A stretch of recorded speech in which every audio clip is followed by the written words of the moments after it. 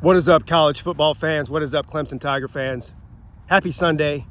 You guys know what I say. Every day above ground is a great day as far as I'm concerned, and every day is a great day to be a Clemson Tiger. After the game ended yesterday, I pretty much figured this State of the Fan address video would be the last one of the season until after whatever bowl game we play. And of course, that's before what happened in Syracuse happened. And so now there's still more meaningful football to play.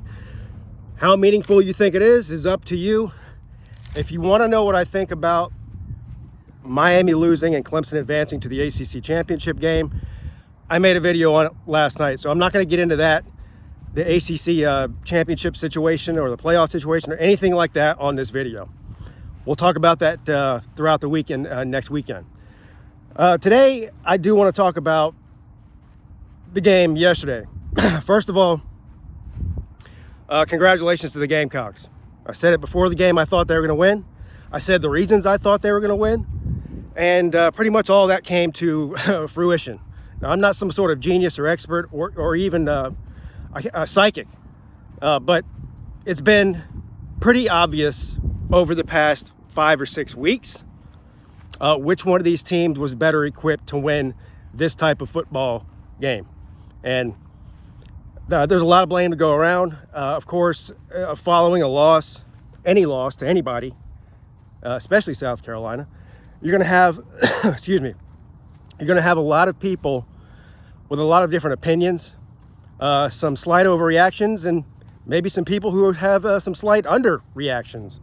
Right? What I mean by that is, burying your head in the sand and just thinking everything's fine and all of that. I fall somewhere in the middle of that, but I am not going to, today anyway, get into, you already know my feeling on certain coaching situations.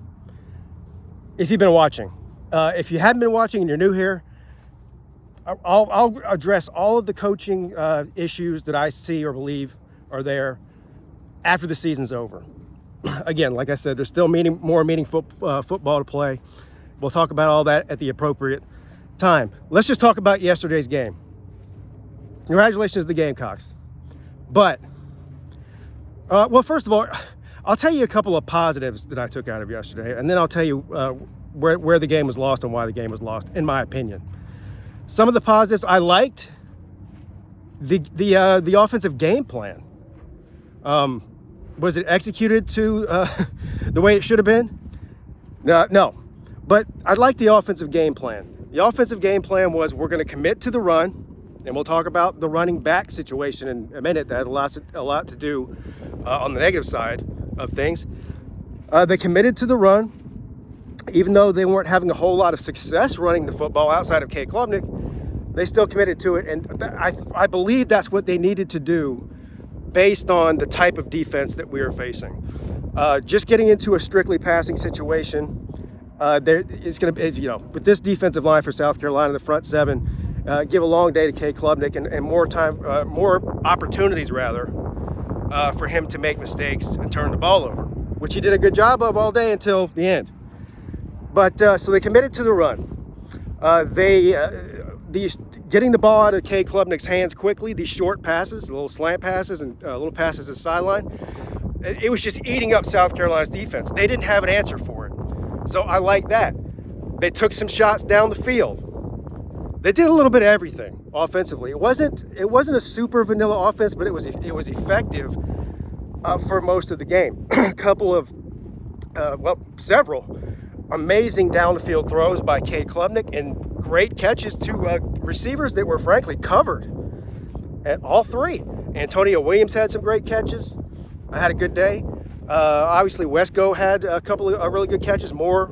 So the wide receiver group, I think, played very well as a whole. And K. Klubnik made some great throws. I don't think K. Klubnik played terribly yesterday. I understand the people who are frustrated and upset with the way the game ended with Klubnik throwing that interception.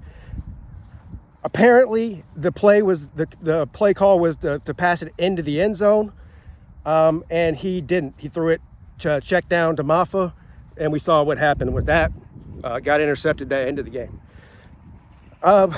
Outside of that, I think the offense and the offensive line played decent too. This is the first week since Georgia, I think, that all 5 starting offensive linemen played, and it showed. They played much better than they've been playing, without starting 5 offensive linemen all year. Defensively, I'm not surprised about anything I saw defensively. Clemson's defense is deceptive when you look at statistics, because the defensive line gets pressure as good as anybody else in the country does. They get a lot of sacks every game. I think they've got over 30 sacks as a team this year. They had 3 yesterday just in the first half alone. So they get a lot of pressure. The problem is tackling, especially on the second and third levels. It's been a problem all year. So I don't know why anybody thought it was going to be any different yesterday.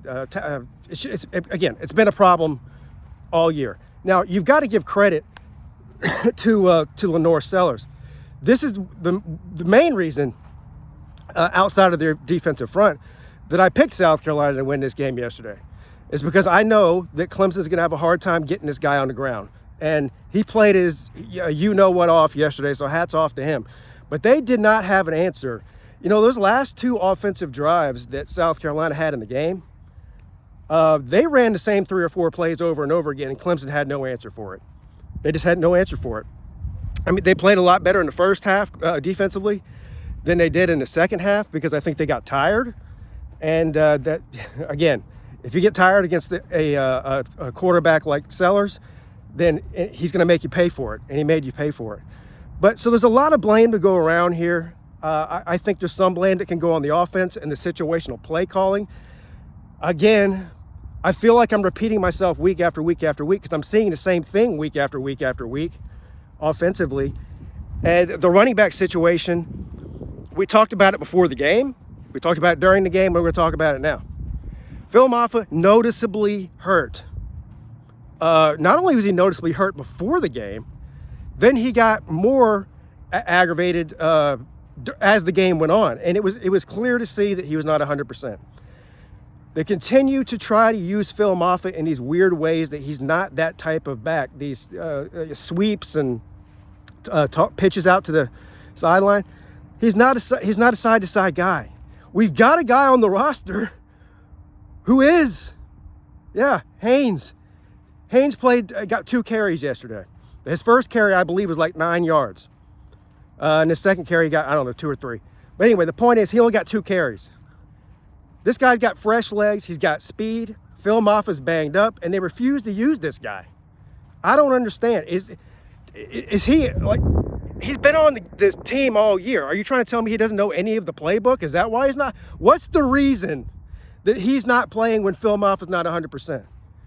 I'm not saying the guy has to go out there and be the main back, but for the love of God, give him some carries. Give him some opportunities. And again, there's just so many things you could go back and look at from a play calling standpoint and from a decision making standpoint. I know a lot of people were upset that Clemson didn't take the points on their very first offensive drive. They went for it on, I believe it was 4th and 2, and Maffa got stopped. They could have taken the field goal there, and that was the difference in the game. Clemson lost by 3 points. Well, hindsight's 20/20. I, at the time, was not upset at all with the decision to go for it on 4th down there. You're at home. You get down inside the 10-yard line. You've got Phil Maffa back there. You've got Cade Klubnik, who can also run the ball. If you can't get the 2 yards, you just got to tip your cap to the other team and say good job. And plus, you pen them back deep. So I didn't hate the call. I think South Carolina just made a good play. The bottom line is, all of that blame that goes around, you want to blame Cade Klubnik for the turnover at the end. You want to blame Garrett Riley for his play calling and lack of using a different running back than Maffa. If you want to blame Wes Goodwin and this defense for terrible tackling and wide open receivers, however it is that whatever finger you want to point, at the end of the day, South Carolina gave Clemson so many opportunities to put that game away in the fourth quarter.